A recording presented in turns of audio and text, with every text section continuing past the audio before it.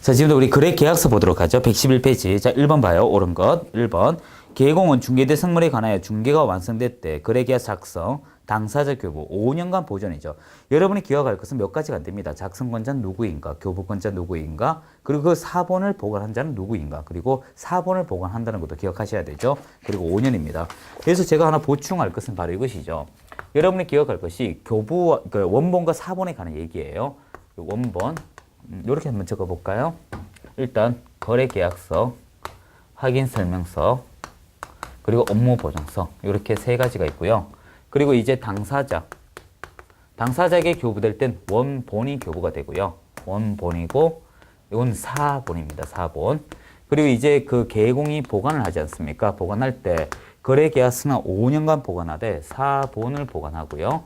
그리고 확인설명서의 경우 3년간 보관하고 사본입니다. 하지만 이 업무보증서라고 하는 것은 일종의 사업할 때 계속 가지고 계셔야 되기 때문에 언제까지 보관이란 말이 나오면 여기는 안 돼요. 그리고 원본입니다. 요거 하나 기억하시고요.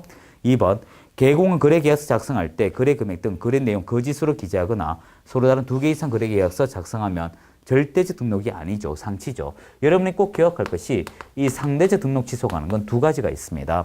즉 정속 중개에서 공개할 것을 미공개하거나 미공개를 공개했던 케이스, 거래계약서에서 이중으로 작성하거나 거짓으로 작성했을 때 요 상치로 간다는 거 기억하시고요. 만약 여기서 받지 아니하게 되면 업무 정지로 간다는 것도 기억해 줘야겠죠. 자, 세 번째, 국장은 계공이 작성한 거래계약서 표시된 서식을 정하여 그 사용을 권장할 수 있다. 여러분이 기억할 것은 권장 권고는 어디까지나 강제성이 없어요. 할 수 있다고 해줘야 되고, 네 번째, 중개대상물 확인설명서 교부일자는 거래계약서 반드시 기재하여야 하는 내용이 아니다가 아니고 기재해야 됩니다. 이 4번에서 여러분이 기억할 것은 이 거래계약서 부분인데요. 이 거래계약서는 세 가지는 꼭 기억하자라고 요약 부분에서 제가 강조했죠. 일단 계약일이지 계약 년월일이 아니고요. 그리고 권리 이전의 내용입니다. 권리 이전의 내용이다.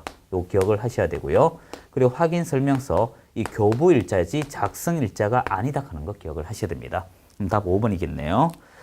자, 이제 2번 문제 볼까요? 공인중개사 법령상 설명 옳은 것입니다. 옳은 것. 1번. 중개대상물 확인설명서 교부일자는 거래계약서 기재할 사항이 아니다. 벌써 했죠. 이다라고. 2번. 당해 중개 행위를 한 소공도 거래계약서 작성할 수 있으며 이 경우 계공만 서명이 날인이 아니고 소공이 있다면 소공도 함께 하는 것입니다. 이때 여러분이 기억할 것은 이거예요. 그 행위를 누가 했는가를 잘 기억해야 돼요. 이 계공이 만약에 단독으로 하게 되면 계공 단독입니다. 하지만 소공이 하게 되면 소공을 포함하여 그를 고용한 계공도 함께 하게 돼 있어요. 즉 계공과 소공이 함께 하게 돼 있습니다. 하지만 이때 소공, 그 일을 했던 소공이라 하여 강조하기 위해서 당해 중개 행위를 한 소공이라고 표현하고요. 이때 여러분이 주의할 것이 이게 중개법인이면 대표자, 부분사무소면 책임자 논리로 가시면 돼요. 자, 3번. 거래계약서에는 국토교통부 장관이 정하는 표준서식 작성해야 한다라고 되어 있죠. 한 번 더 강조드립니다. 여러분의 일반 중개계약에 있어서는 법정서식이면서 권장이고요. 정속중개와 확인설명서에 있어서는 법정서식이면서 의무적 서식이고 거래계약서는 우리가 권장서식이다. 기억해 주시고요. 네 번째, 법인의 분사무소가 설치되어 있을 경우 분사무소 작성하여 거래계약서 분사무소 책임자가 서명 및 날인하는 거, 이게 답이죠. 5번은 앞서 했습니다. 상치라는 거. 그 5번의 해설에 보면 임치, 상치 이런 말 개의치 마세요. 뭐 절치다, 뭐 필요적 등록취소 다 같은 말이고 실제 시험 치러 가게 되면요. 이 취소란 말이 나올 땐 등록을 취소하여야 한다, 할 수 있다. 이렇게만 나와요. 개의치 마세요. 자, 3번 문제도 가볍게 보시면 됩니다. 특별한 거 없어요. 자, 이제 4번 문제 좀 보죠. 틀린 것입니다. 1번. 계공은 중개가 완성된 때 서면에 의한 거래계약서 작성, 당사자 교부해야 되겠죠. 하지 아니하면 어떻게 되겠습니까? 업무정지. 2번. 없앴던 것이고 3번 좀 봐주세요. 거래계약서 교부할 때 확인설명서, 보증관계증서 함께 교부하죠. 이 3번에서 기억할 것은요. 여러분이 이것입니다. 확인설명 의무할 때 권리취득자에게 보여주는 서식이 있다고 했지 않습니까? 이때 거래계약서, 확인설명서, 업무보증서는 줄 수가 없어요. 왜? 완료되어가 작성하니까. 자, 4번. 거래계약서는 계공이 서명 및 날인하되 당해 중개 행위를 한 소공이 있다면 함께 서명 및 날인하되 관료속을 보면 법인의 경우 대표자, 분사무소 책임자라고 하시면 되겠죠. 자, 그럼 5번이 왜 틀렸는가 볼까요? 5번은 두 번째 줄 틀렸죠. 상치 부분은 업무 정지라고 됐습니다. 이건 꾸준하게 나오는 문제니까 꼭 기억하셔야 돼요. 자, 5번 문제 간단히 보죠.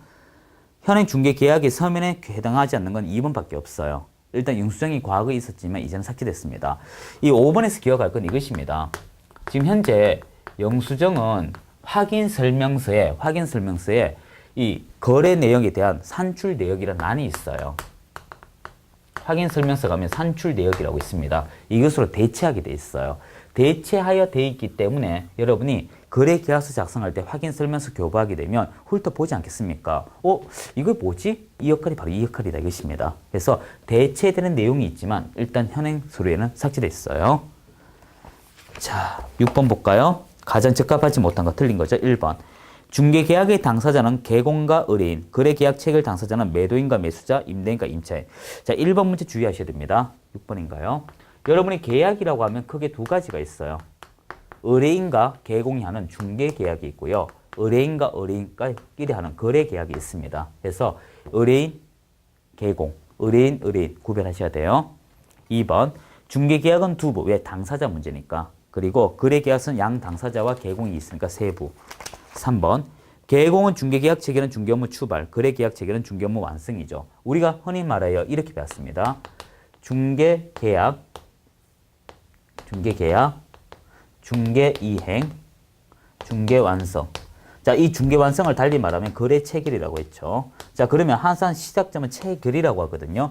그러면 이것도 이제 중개체결의 일종의. 그래서 중개계약, 거래계약이라고 해도 됩니다. 그래서 거래체결 또는 거래계약, 거래이행, 거래완성. 거래완성은 어떤 것일까요? 잔금의 이행, 그리고 소유권 이전 등기 이렇게 되겠죠. 그래서 여기서 우리가 짚고 넘어가야 될 것은 중개완성이라 하는 것은 개공의 눈높이고요. 거래 당사자의 출발점이다. 이거 짚고 넘어가야 됩니다. 네 번째, 항상 계약이라는 글자가 나오면 사법상의 논리, 당사자 법률행위 맞고요. 5번이 왜 틀렸을까 볼까요? 중개계약을 체결한 개공은 현행 법상 거래계약 체결, 즉 완성 의무가 있다, 없습니다. 이 여러분이 기억할 것은 이 중개계약, 즉 중개와 도급의 가장 큰 차이점이 완성 의무가 없다, 도급은 완성 의무가 있다, 이 차이죠. 그래서 5번 틀렸고요. 자, 7번 보도록 할까요? 옳은 것입니다. 개공은 매매에 관한 거래계약 체결할 때 부동산 거래 신고할 의무가 있다. 요거 하나 기억을 하셔야 됩니다. 여러분이 이 부동산 거래 신고는요, 부동산 거래 신고는 이 매매 계약 체결을 누가 했는가가 잘 기억해야 돼요. 부동산 거래 신고를 당사자가 하게 되면 이건 당사자 공동 신고로 가게 됩니다. 그리고 개공이 매매 계약서 작성하게 되면 개공이 신고하게 돼 있어요. 그래서 1번은 올바르고요. 2번. 거래 계약서 필요적 기재사항 관하여 규정을 두고 있으나 부동산 거래 신고 시 필요적 기재사항 규정 두고 있지 않다가 아니고 두고 있습니다. 근데 여기서 이제 주의할 게 이것이죠. 이 2번에서 여러분이 주의하셔야 될 게 뭐냐 하면 공인중개사 2법이란 타이틀이 있으면 대화는 이게 올바른 지문이 돼요. 지금 2번 다시 읽어봐요. 2번 어디 봐도 2법이란 말이 없지 않습니까? 즉 무슨 말이냐면 부동산 거래 신고라고 하는 것이 별도 법으로 분리가 되어버렸어요. 분명히 별도 법으로 분리되어 있고 그렇지만 필요적 기재사항은 둘 다 있다는 것입니다. 그래서 법률적 근거를 말하는 것이냐 필요적 기재사항을 묻는 것이냐 요것만 구별을 하시면 돼요. 자, 3번 볼까요? 개공이 작성하는 거래계약서에 관하여 표준이 되는 서식을 정하고 있지 않으므로 서면에 의하여 거래계약 작성하지 않아도 된다. 이거 조심하셔야 돼요. 거래계약서를, 즉 계약이죠. 거래계약을 당사자가 체결하느냐 아니면 개공이 체결하느냐 이걸 좀 구별을 해줘야 되는데 거래 당사자가 직거래를 하게 되면 당사자 협의에 의해서 거래계약서 아니 작성해도 무방합니다. 서로가 협의가 되면.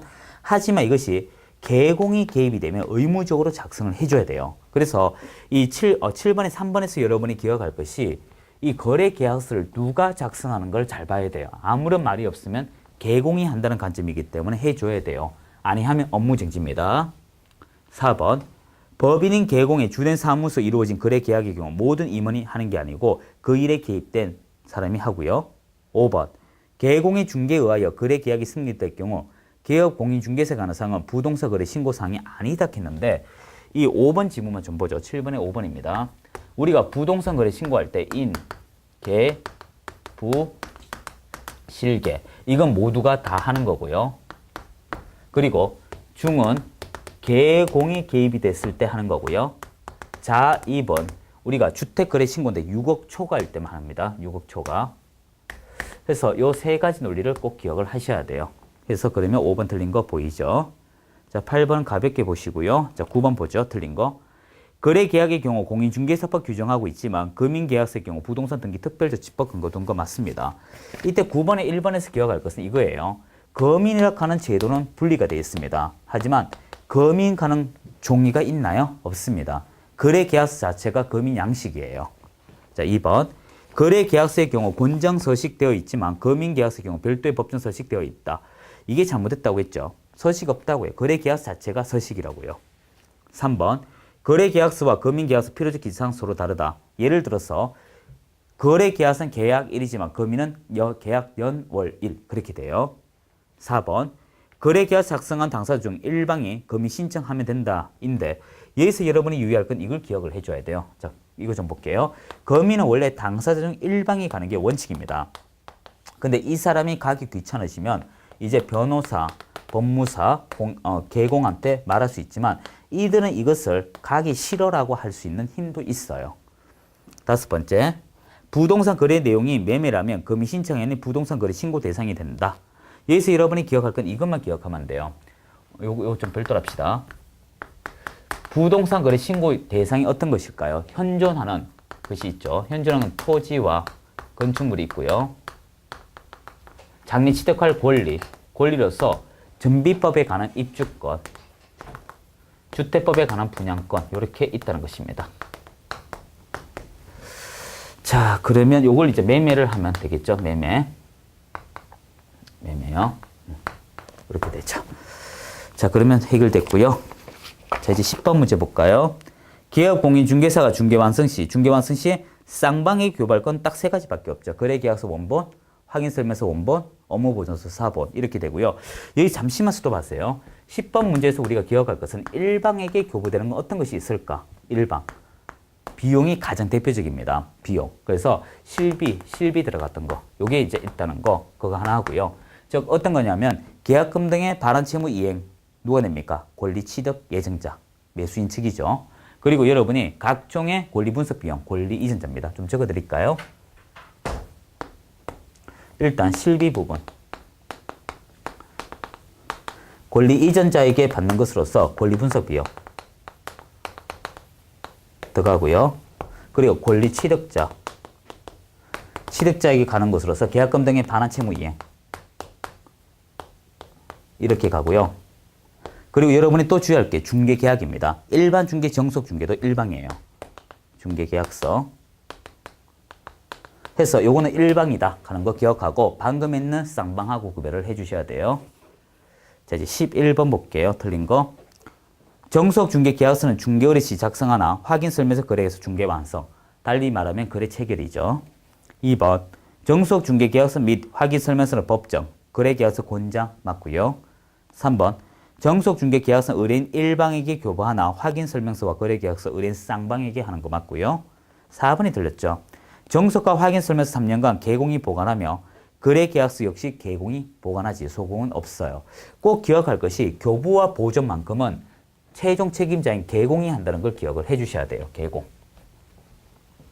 자, 5번 그대로 보시고요.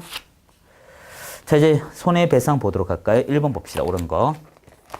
부동산 거래 신고는 뒷부분에 나옵니다. 이 부동산 거래 신고가 몇 페이지에 있냐 하면 좀 뒤에 있어요. 문제집 만들 때. 제가 뒤로 좀 뺐거든요. 서브노트는 앞쪽에 그대로 돼 있지만 부동산 거래 신고는 여러분이 174에서 181에 했습니다. 이건 순서대로 제가 이게 녹화를 해야 되니까 뒤로 좀 뺄게요, 여러분. 자, 116페이지 볼게요. 손해배상 옳은 것입니다. 1번. 개공이 고용인의 중개 업무. 여기서 손해배상의 업무는 중개 업무에 국한합니다. 그 반대로 보수를 받는다면 어떤 영역이 돼 있으면 중개에 돼 있으면 받게 돼 있어요. 자, 고용인의 중개 업무로 의뢰인 재산상 손해를 발생할 경우 그 개공의 과실이 없음을 입증하면 고용인만 책임을 진다. 아니에요. 무과실 책임이죠. 즉 1번에서 말하고자 하는 게 손해배상 이렇습니다. 즉 개공이 원인은 이렇게 되죠. 개공이 고의 또는 과실. 이때 주산적 경과실, 모든 과실을 이야기하고요. 사무소 제공입니다. 사무소 제공. 그리고 이 개공이 데리고 있는 누가 있나요? 직원, 사용인, 고용인이죠. 즉 사용인 갈까요? 사용인의 무과실 책임에 대해서도 책임을 짓는다. 이렇게 되죠. 이렇게 해야겠네요. 예. 자, 2번. 개공은 자기 중개사무소를 다른 사람 중개인 장소로 제공함으로써 당사자에게 손해 발생을 한 때 손해배상 책임 없다? 아니 있어요. 3번 개공은 고의 또는 중과실 인하여 이런 말 나오면 벌써 요거 얘기하는 거죠. 중과실을 인하여 당사자에게 재산 손해를 발생하게 한 때에는 손해배상 책임이 있으나 경과실은 손해배상 없다. 아니에요. 요때 과실은 추산적 경과실로 모든 과실을 얘기하는 거예요. 자, 4번 개공은 손해배상을 책임을 보장하기 위하여 반드시 보증보험 가입 아니에요. 이 개공은 최종 책임의 일부를 지기 위해서 소멸성인 보험, 보증보험 또는 협회 공제 그리고 비소멸성인 법원에 하는 공탁이 있어요. 이 세 가지 중에 하나 가입하면 되는 것이지 어느 하나가 아니죠. 자, 답 5번이겠네요. 자, 2번 틀린 겁니다. 개공은 등록증을 교부받기 위하여 업무보증 설정과 등록까지 신고하는 거 맞습니다. 그래서 이 업무보증서를 우리가 등록증 교부 요건이라고 하지 않습니까? 2번 개공과 개업공인중개사 간 업무보증 설정 금액 차이 있으나 업무보증 설정 방법에는 차이가 없다. 내용 맞습니다. 금액만 차이가 있어요. 여기서 또 짚고 넘어가야 될 것이 개공은 1억이면 중개법인의 주된 사무소 2억, 분사무소 1억, 지역단위 농협 1천이죠. 이 금액이라고 하는 것은 어디까지나 제일 먼저 지급할 금액이지 이 금액만큼만 책임진다 하면 틀린 말이에요. 자, 3번 업무 보증을 변경하고자 하는 자는 이미 설정한 보증 효력 만료일이 도래하여야만 다른 보증으로 변경 설정할 수 있다 했는데 효력 만기되기 전에 해주면 돼요. 왜냐하면 보험 처리나 이런 어떤 공제 제도는 만료되기 전에 해야 되지 만료하고 나서 끊어지면 의뢰인 피해가 있기 때문에 문제됩니다. 자, 4번 요거 짚고 넘어가야 돼요. 모든 개공은 업무 보증. 자, 여기서 여러분이 책임에 관한 것 있죠. 이 책임에 관한 것이 어떤 것이 있냐면 인장 등록이라고 있습니다. 인장 등록 그리고 업무 보증 설정. 이 두 가지만큼은요. 요 두 가지는요. 모든 개공이 다 한다. 즉 특수법인도 들어간다. 사무소도 마찬가지예요. 5번 업무 보증금으로 손해배상을 받고자 하는 자는 개공에게 손해배상 책임이 있음을 입증한 서면을 확보, 등록관청 거치 필요 없이 보증기관으로부터 배상받을 수 있는 거 맞습니다. 자, 됐고요. 자, 3번 볼까요? 적합하지 못한 거. 일단 3번이 금방 보이시죠? 자, 나머지 우리 정리 좀 해요. 1번. 개공은 업무 보증 설정한 후 정비성 갖추어 등록관청 직접 신고하되 다만 보증기관의 보증사실 등록관청 직접 통보하면 생략할 수 있다. 이게 무슨 말이냐 하면 여러분이 등록 절차를 보면 등록 처분 통지가 있죠. 서면 통지하면 이걸 가지고 이제 업무 보증 설정하고 그 다음에 등록증 교부지 않습니까? 자, 그런데 이 업무 보증 설정했는지 등록관청은 알 수 있습니까? 모릅니까? 모르잖아요. 그래서 이 업무 보증 설정했다는 것을 어떻게 합니까? 원칙은 등록관청에 와서 신고를 해야 됩니다. 한데 일종의 이것도 서비스업이다 하여 협회 같으면 예외적으로 협회 자체 이 담당자가 대신해서 우리가 신고해드릴까요? 라고 묻습니다. 오케이 하면 바로 등록증이 날라오죠. 2번 개공은 보증 설정에 초과되는 부분까지 개별적인 손해배상 책임이 있다. 그러나 보증기관은 개공의 보증 설정 한도 내에서만 책임을 진다. 이게 무슨 말이냐 하면 보증기관이라는 것은 협회, 보증보험, 법원 그런 곳입니다. 즉 1억, 2억, 1억, 1천 그런 돈의 범위 안에서만 책임지지. 즉 개공이 사고 친 뭐 5억이다, 10억이다 그것까지는 하지 않겠다 이 뜻입니다. 자, 3번이 틀렸고요. 4번 개공은 보증을 변경하고자 할 때 이미 설정한 보증의 효력이 있는 기간 중에 해야 되는 거 맞고요. 5번 보증기관이 개업공인중개사 대위하여 손해배상금 지급할 경우 개업공인중개사에게 구상권 행사할 수 있는 거 맞습니다. 즉 이렇게 보시면 되죠. 여러분이 중개보조원이 사고를 쳤습니다. 그러면 개공이 책임을 지죠. 즉 개공이 책임진다는 것은 개공이 가입한 보증기관에서도 토해내야 된다. 이렇게 보시면 돼요. 자, 그러면 보증기관은 이유도 없이 작은 1, 20만 원 내고 1억을 갚아준 꼴이 되기 때문에 이에 대해서 나중에 구상권을 청구하면 되겠죠. 그럼 이제 나중에 또 구상권 청구하는 이런 모델로 가겠죠. 자, 됐고요. 자, 4번 문제 틀린 건데 이건 여러분이 한번 하셔도 됩니다. 똑같은 문제니까. 그 5번 좀 봅시다. 중개법인의 부동산 중개업과 겸업인 경매대리 업무에 대한 보증 설정, 그 설정 방법과 설정 금액 각각 다르다 돼 있는데 자, 요건 동일해요. 지금 무슨 말이냐 하면 지금 몇 번 문제죠? 4번인가요? 여러분이 기억할 게 하는 사례를 제가 한번 해볼게요. 자, 법인이 있습니다. 중개법인. 중개법인이 일을 두 가지 하고 싶어 합니다. 중개업도 하고 싶어 하고요. 그리고 경매도 하고 싶어 합니다. 자, 그러면 중개업을 하기 위해서도 업무 보정 설정해야 되고요. 경매를 하기 위해서 매수 신청 대리를 해야 되지 않습니까? 매수 신청 대리를 하기 위해서도 역시 업무 보정 설정을 해야 돼요. 그리고 중개업에서 업무 보정 설정과 이 매수 신청 대리하는 이 업무 보정 설정 금액은 동일합니다. 즉 무슨 말인가 하면 이 중개법인이 여기에 2억이 필요한 만큼 여기도 2억이 필요해요. 그러면 이게 만약에 개인이라고 하면 다시 분류를 하셔야 돼요. 뭐냐 하면 자격증 보유자와 자격증 미보유자를 구별을 하셔야 돼요. 즉 자격증을 보유한 자, 없는 자, 자격증을 보유한 자는 중개업도 가능하고 그리고 매수 신청도 가능해요. 자, 그러면 중개업 1억 해서 2억 있어야 되고요. 그리고 자격증이 없는 개인, 즉 과거 부칙 제6조 2항의 개공, 중개인이죠.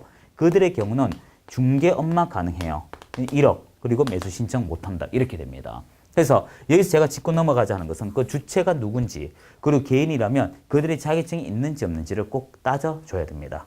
요거 기억해 주시기 바라고, 나머지는 뭐 특별한 거 없더라고요. 됐고, 자, 5번 문제는 가볍게 보세요. 풀지 마시고 1번 정도만 좀 읽어보시면 되고요. 자, 6번 문제 봅시다. 틀린 거.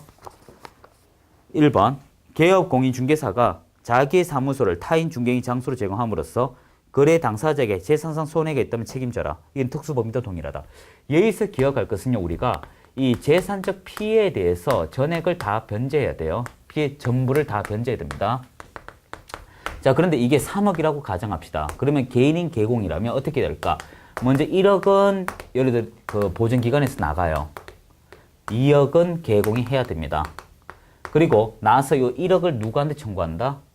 이것을 개공한테 부상권 청구하는 이런 모델이에요. 그래서 전부 다 책임을 지되, 여기서 또 하나 짚고 넘어가야 될 것은 이 정신적 피해는 어떻게 할 것이, 이거는 별도 재판으로 가야 됩니다. 왜냐하면 민사 재판을 통하지 않으면 정신적 위자료는 알 수가 없는 거예요. 자, 2번 부차례인가요? 손해배상 책임 보장하기 위한 공덕금, 개인 중개업자가 폐업 또는 사망한 날로 3년이죠. 이는 의뢰인 보호를 하기 위해서 그렇습니다. 공탁만 의뢰인 보호를 위해 3년간 배수할 수 없어요. 자, 3, 4는 그대로 보고 5번 좀 봐주세요. 여러분 짚고 넘어가야 될 것이 분사무소입니다. 이 분사무소의 경우, 분사무소는요, 중개보수를 제외하고 나머지는 전부 다 중개법인의 주된 사무소라고 해주시면 돼요. 자, 7번 옳은 거 볼까요?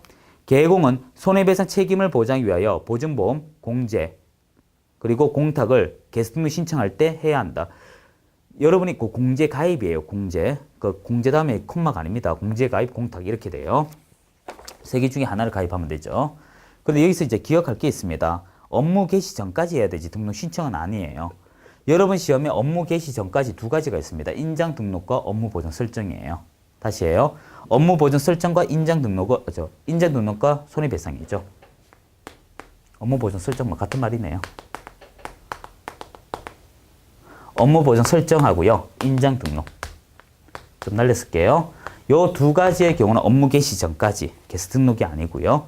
또 하나 짚고 넘어가야 될 것이 인장 등록은 등록 절차와 관계가 없습니다. 2번. 다른 법률 규정에 따라 중개업할 수 있는 법인이 부동산 중개업을 할 경우 업무 보정 설정하지 않아도 된다. 해야 됩니다. 모든 개공 다 해야 되고. 3번. 공제에 가입한 개공은 보증기간 만료되어 다시 보정 설정하고자 하는 자, 보증기간 만료 후 15일이면 다시 보증을 한다라고 했는데 항상 만료되기 전에 연속성이라고 하는 거 기억을 해줘야 되고요. 4번이 답이죠. 4번 한번 보세요. 7번에 4번. 자, 한번 읽어봐요. 개공이 손해배상 책임 보장하기 위한 조치를 이행하지 아니하고 업무를 개시할 경우 등록관청은 등록을 취소할 수 있다겠죠. 자, 업무 보정에 대해서는 여러분이 기억할 게 많습니다. 업무 보정을 미설정입니다. 두 가지만 기억하세요. 미설정 외 이렇게 기억을 하세요. 미설정을 하게 되면 상대적 등록 취소 사유에 들어가고 외는 업무 정지 사유에 들어갑니다. 저 100만 원 이하가 들어죠. 100만 원 이하가 들어. 그래서 여러분이 요거 기억을 좀 해주셔야 돼요.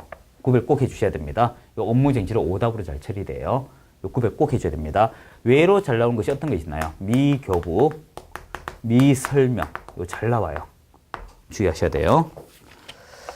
자, 5번은 15일이죠. 유일하게 15일 여기밖에 없습니다. 자, 이제 8번도 똑같은 문제고요. 9번 문제 좀 봅시다. 틀린 것인데 4번만 봐요. 부동산 중개 계약에 따른 개공이 확인 설명 의무와 이에 위반할 경우 손해배상 의무는 중개 의뢰인 개공에 소정의 수수료를 지급하지 않았다면 당연히 소멸. 자, 이건 꾸준히 나오는 문제인데 여기서 여러분이 짚고 넘어가야 될 것이 바로 이거예요. 여러분이 이 중개 보수를 안 받기로 했다는 것은 보수를 안 받는 것 뿐이에요. 즉 무상이라고 할까? 무상은 보수가 없는 거예요. 즉 보수를 안 받기로 한 것은 보수만 없는 것 뿐이지 그 외에는 다 책임을 져야 돼요.